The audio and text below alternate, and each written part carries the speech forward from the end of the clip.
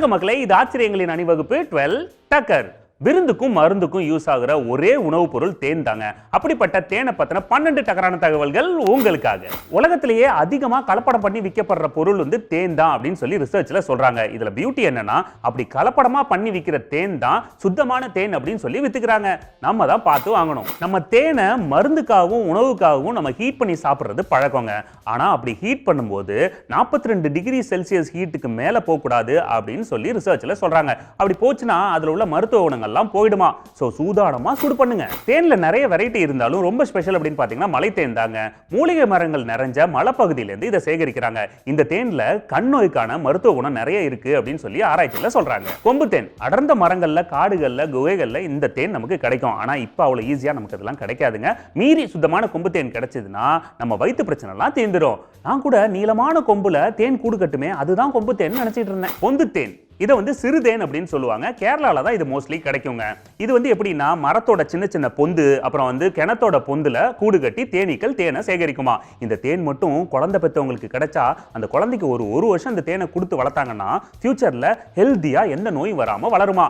நம்ம சிட்டிலெல்லாம் பொந்துல போய் தேனை தேடணும்னு வச்சுங்க, பெருச்சாலி தான் வரும். லிச்சி தேன் இந்த தேனை பண்ணைகள்ல உருவாக்குறாங்க. இது பார்க்கறதுக்கு டார்க் கோல்டன் பிரவுன்லையும் லிச்சி ஃப்ரூட்டோட ஸ்மெல்லோடையும் இருக்குங்க. இதுல நிறைய மினரல்ஸ் அண்ட் விட்டமின்ஸ் இருக்கிறதுனால கொஞ்சம் காஸ்ட்லிங்க. எவ்வளவு காஸ்ட்லியா இருந்தா என்ன, ப்ரொடக்ஷன்ல சொல்லி ஓசியில வாங்கிக்க வேண்டியதான். யூக்கலிப்டஸ் தேன் இந்த தேனை யூக்கலிப்டஸ் பூல இருந்து எடுக்கிறாங்க. இது ரொம்ப ஆர்கானிக்ங்க. இந்த தேன்ல ஒரு நல்ல டேஸ்டும் அண்ட் நல்ல ஸ்மெல்லும் இருக்கும். இதை சாப்பிட்டா உடம்புல இருக்கிற பேட் பாக்டீரியா எல்லாம் அழிஞ்சிருமாங்க. இந்த தேனை ஆஸ்திரேலியால தான் அதிகமா தயாரிக்கிறாங்க. நமக்கு வேணும்னா இம்போர்ட் பண்ணி சாப்பிட்டுக்கலாம். அடுத்த தடவை நான் ஆஸ்திரேலியா போகும்போது ஒரு 10 லிட்டர் குடிச்சிட்டு வந்துருவேன். நாவல் தேன் இந்த தேனை நாவல் மரத்துல இருக்கிற பூக்கள்ல இருந்து தயாரிக்கிறாங்க.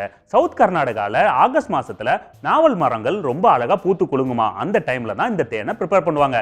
இந்த தேன்ல கொஞ்சம் ஸ்வீட் கம்மியா இருக்கும். ஆனா சுகர் பேஷண்ட்ஸ்க்கு ரொம்ப நல்லது.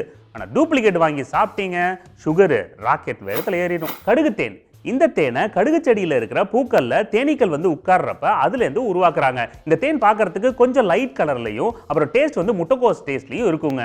இந்த தேன் முழுக்க முழுக்க மருத்துவ குணம் இருக்கிறதுனால நம்ம சாப்பிட்றது மட்டும் இல்லைங்க, நமக்கு வெளியில அடிபட்டாலோ காயங்கள் ஏற்பட்டாலோ அதுலயும் அப்ளை பண்ணலாமா. இனிமே புதுமொழி என்ன தெரியுமா, கடுகு சிறுத்தாலும் இனிப்பு குறையாது. சூரியகாந்தி தேன் இந்த தேன் பார்க்கறதுக்கு நல்ல பிரைட்டா எல்லோ கலர்ல இருக்குங்க.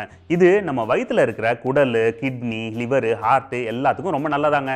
சிம்பிளா சொல்லணும்னா குடிச்சு வயிறு ஃபுல்லா கெட்டு போனவங்க இதை யூஸ் பண்ணலாம். மெடிசினா அதுக்காக இதையே மிக்சிங்கா யூஸ் பண்ணலாம்னு குதர்க்கமா யோசிக்க கூடாது. பாக்ஸ் தேன் இந்த தேன் தான் இப்ப நம்ம யூஸ் பண்ற 90% தேன்ங்க. இது எப்படி செய்யறாங்கன்னா, பாக்ஸுக்குள்ள சக்கரை பாக காய்ச்சி ஊத்தி அது ஆறுனதுக்கு அப்புறம் தேனீக்களை அதுல விட்டுருவாங்க.